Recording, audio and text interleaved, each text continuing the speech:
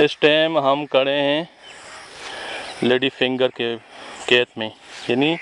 इसको कहा जाता है उर्दू में भिंडी। अगर आप भिंडी को देखेंगे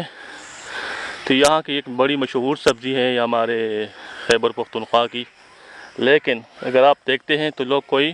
ज़मींदार उनको चुनने के लिए आता नहीं है। इसकी वजह क्या है कि यहाँ पे जो फसल हम लोग काश्त करते हैं, हमारे ज़मींदार भाई काश्त करते हैं, वो मंडी में जाके फिर उस तरह का पैसा बनाते नहीं हैं। हमारे पास यहाँ लोकल मंडी है, सब्ज़ी मंडी पिशावर के पास है, चमकनी में है, तारुजबा में है।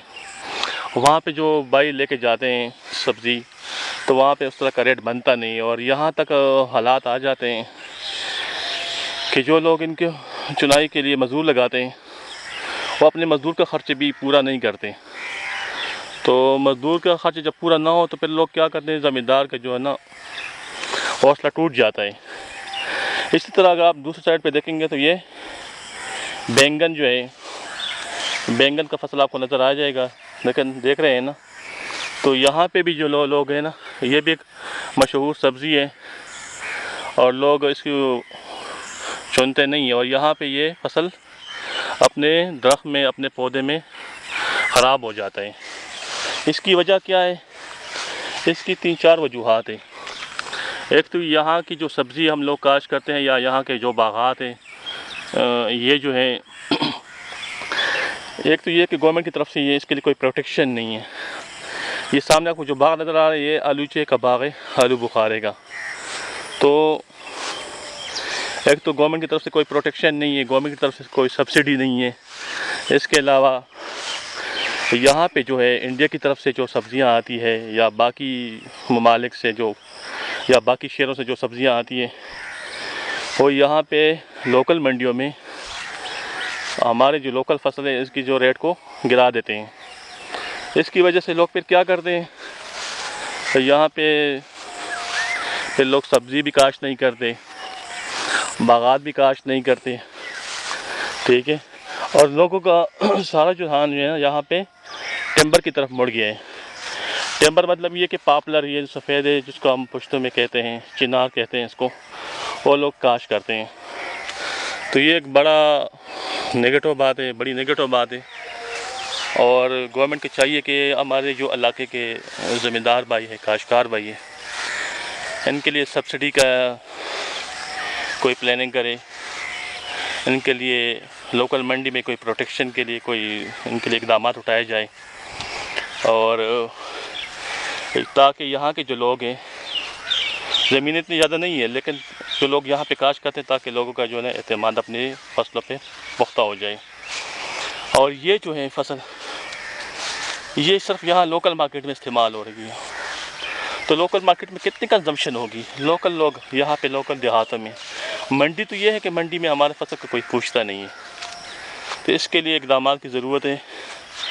और परवेज़ खटक साहब से, नवाज शरीफ साहब से एक मुतबाना गुजारिश है को इन ज़मींदारों को जो है माशी खुदकशी से बचाए और इनके कोई इक़दाम करे। बाकी जो है ये जो है इनसे बहुत सारे लोगों का रोज़गार वाबस्ता है, बहुत सारे ख़ानदान के जो है रोज़गार वाबस्ता है,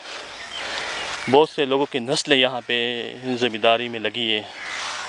इस फसल में लगी है। तो ये चाहिए हमें,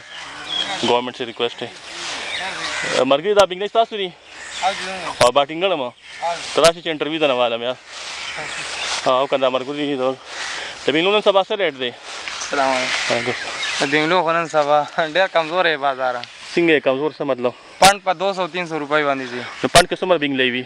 20 किलो 25 किलो खूबी तो बिंगले कम मार्केट तोड़ी, कम मंडी तोड़ी तारू मंडे था नो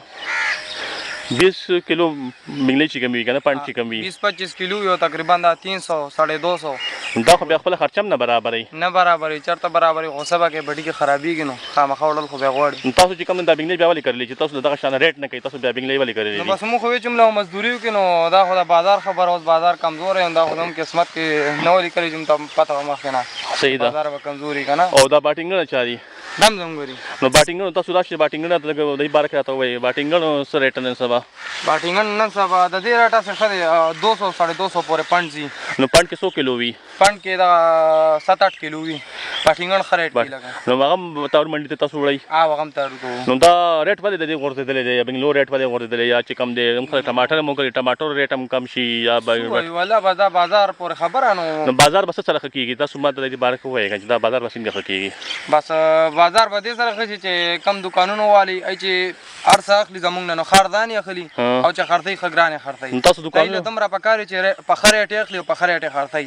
دکان کې بیا لګردان خرتي نو یو ریټ پي بیا به کی ها تاسو کوم منډي ته مال وړي کنه او منډي دکانداران چې کم دی بیا منډي نه بیا مال اخلي او منډي نه تاسو نه ډایرک مال اخلي نه ای دا منډي وال نه اخلي بیا دکانونو ته وړي بیا دکانونو ته وړي یو دکان کې دا باټینګ نه خطا ته بګران دکان چې اخلي سو نن سبا سره ریټ دی دکان کې جنن سبا دا اخلي 30 ونه 40-50 کیلو در کوي او بنگلای چې کم دی بنډي بنډي 4 نو 40 کې ور کوي کیلو دکاندار او دکاندار او چې تا نه اخلي بیا ته پسو کې چې مانه په کیلو اخلي تقریبا 5 روپے کیلو پروزي 5 روپے کیلو نو به سم نه دي نو هیڅ سم نه خو سبا کې انسان په دې باندې دومره خواري مو کې دومره پکې بنگلای مو کوي دومره پکې فصل وګوري دومره مزدوري خواري وکي کومبو روزه کې بازار له خو لګي پیسې او کو سو بيخي بس ډون چې بيخي کار نه کوي نو تاسو خو به دا غونډوي به نه نو باټینګ تاسو به نه غونډوي نو بس دا مو سفر ټول کړی بس اوس پکې وګوري مال پکې نشته وکي دا خو یو نیم دی وکي دا تاسو چې کوم غونډ کړی ریټ خو خله تاسو وایي کنه اوس ریټ خله کومه صفا کړی دا لګ بیماری په لګیدلې و دا تقریبا 100 میاشتې پورې دا فصل ورکوي دا باټینګ